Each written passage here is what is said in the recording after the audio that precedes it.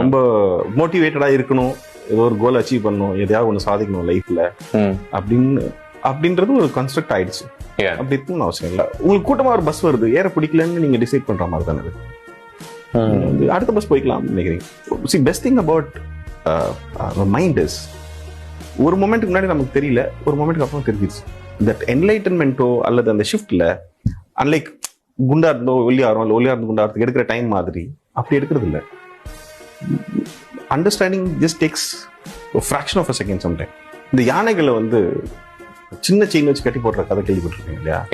அது குட்டியா இருக்கும்போது ஒரு செயின் போட்டு கட்டிடுவாங்க, அதால அதை உடைக்க முடியல ரியலைஸ் பண்ணிடுவோம். அது பெருசா வளர்ந்ததுக்கு அப்புறமா நீங்க நூல் வச்சு கட்டி போடலாம், அது அங்கேயே நின்றுட்டு இருக்கும். ஏன்னா அவங்க உடைக்கிறது அதோட வில் பவர் தான். இது ஒருவேளை நம்மளால இதை யானைக்கு சொல்லி புரிய முடியாம இருக்கலாம், பட் மனுஷங்களுக்கு ஈஸியா சொல்லி புரிய வச்சிடலாம். அவங்க அதை நம்புறாங்க, அவ்வளவுதான். அதை உடைக்கணும்னா ஒரு மொமெண்ட்ல உடச்சிடலாம்.